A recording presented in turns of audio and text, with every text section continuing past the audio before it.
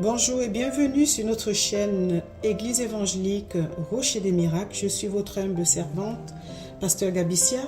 Abonnez-vous, likez, aimez et surtout partagez. Abonnez-vous.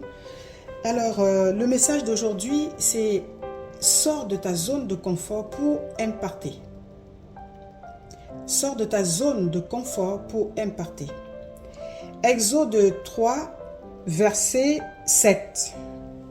L'Éternel dit, « J'ai vu la souffrance de mon peuple qui est en Égypte et j'ai entendu les cris que lui font pousser ses oppresseurs, car je connais ses douleurs. Je suis descendu pour le délivrer de la main des Égyptiens et pour le faire monter de ce pays dans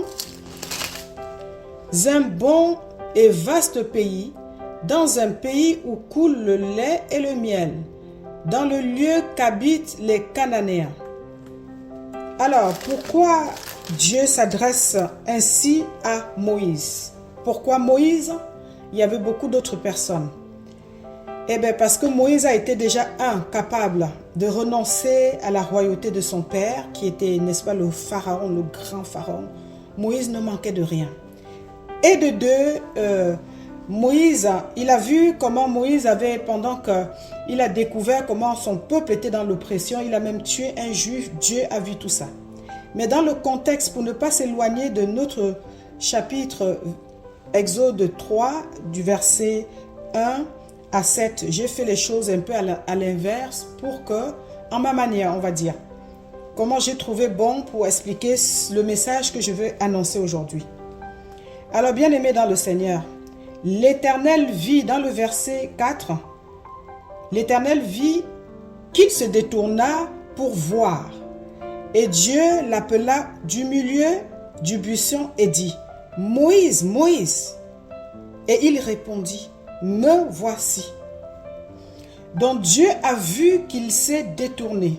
Dieu nous envoie souvent des pics. Dieu a besoin de savoir si on est capable de se détourner, de percevoir quand il nous appelle, parce qu'il parle tantôt d'une manière, tantôt d'une autre.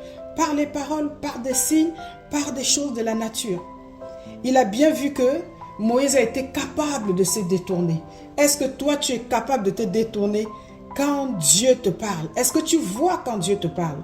Parce que si tu vois quand Dieu te parle, tu vas voir comment tu vas imparter le monde. Aujourd'hui, on parle encore de Moïse, c'est encore un exemple.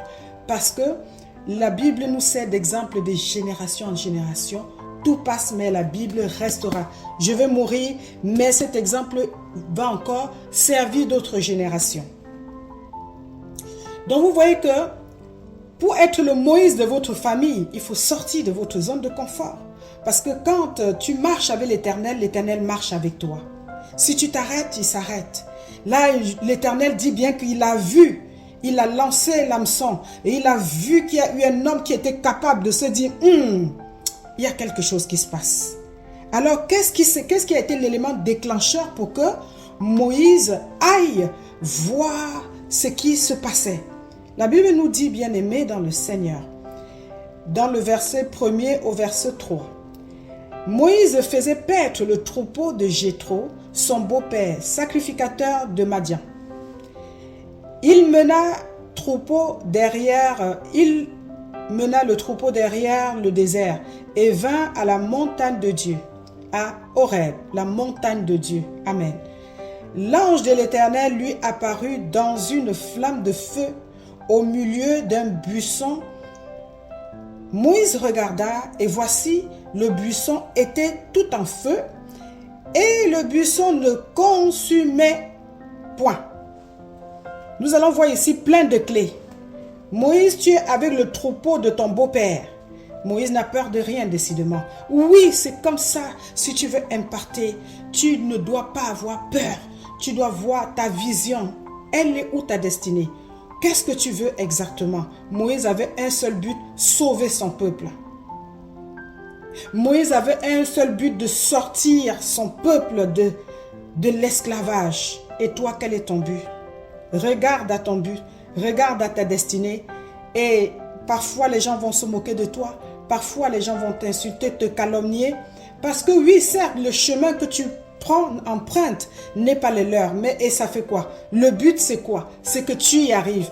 Vous allez voir tous les grands champions, quand on raconte leur histoire, on sait très bien qu'ils n'ont pas marché comme nous. Ils ont dû s'entraîner des jours et des jours sans s'arrêter. Ils ont dû ramer, ils ont dû transpirer, ils ont dû passer des nuits blanches, ils ont fait des choses, porter des sacs, porter des poids lourds pour pouvoir être un grand boxeur. Ils cognent même parfois, n'est-ce pas, les arbres. Tu le vois là, il est en train de taper sur un arbre, tu te dis mais celui-là il est fou. Non, il n'est pas fou, parce qu'il sait que pour avoir un bon trophée, pour un parti, pour qu'on commence à parler de toi, il va falloir que tu fasses un détour. Alors Moïse n'a pas eu peur de se dire que je vais perdre ma femme si j'abandonne les troupeaux de mon beau-père et tout. Mais surtout, Moïse a entendu. La parole de Dieu dit, si vous entendez ma voix aujourd'hui, n'endurcissez pas vos cœurs. Combien de fois l'Éternel nous parle, on n'entend pas. Comment veux-tu avancer sans Dieu, le Tout-Puissant? Dans le psaume 46, verset 10, il dit, arrêtez et sachez que je suis Dieu. Ça se trouve que tu n'arrives pas à ta destinée parce que tu veux faire des choses seul. Est-ce que tu as entendu la voix de Dieu? Mais pour imparter, il faut aussi entendre. Il faut savoir recevoir des signaux et il faut savoir entendre quand Dieu te parle. Et ne pas avoir de doute. Dieu a parlé cette fois-ci par les anges. Il a envoyé les anges, dit à Moïse. Moïse, les anges lui ont parlé à Moïse. Les anges lui ont apparu et il a compris. Combien de fois l'Éternel nous interpelle, on est dans les distractions, on ne veut pas sortir du lit, la couverture chauffe beaucoup, non, on est bien, on a notre riz, on mange bien, ça va, et tout. Et on est les premiers à être jaloux des autres, non. Et l'autre clé, c'est quoi? Moïse a été capable de se dire, mais il y a un feu qui brûle. Peut-être l'arbre était en train de brûler, mais il ne voyait pas de cendres. Et là, on parle déjà du surnaturel. Si tu veux faire des choses, imparter ta génération, tu dois savoir aussi composer avec le surnaturel. Tu dois être capable de faire la part des choses. Et voilà pourquoi, bien-aimé dans le Seigneur, avec le détour, avec l'audace de Moïse, il a été capable de détourner l'attention de Dieu. Et Dieu a dit, celui-là, il va marcher avec moi. Parce qu'il a compris qu'il a renoncé. Si tu veux venir vers moi, tu dois renoncer. Ne t'occupe pas de ce qu'on va dire de toi, parce que la fin sera glorieuse. Et qu'est-ce qui s'est passé? Alors l'Éternel dit, je vais me servir de toi pour amener ta génération dans le pays où coule le lait et le miel. Oh my God. Et alors vous allez vous poser la question à se dire, mais est-ce qu'il n'y avait pas le lait et le miel chez le père de Moïse? Mais ce n'est pas de ce genre de lait qu'il s'agit. Il s'agit d'un lait spirituel. Encore une fois de plus, ne voyez pas les choses comme ça.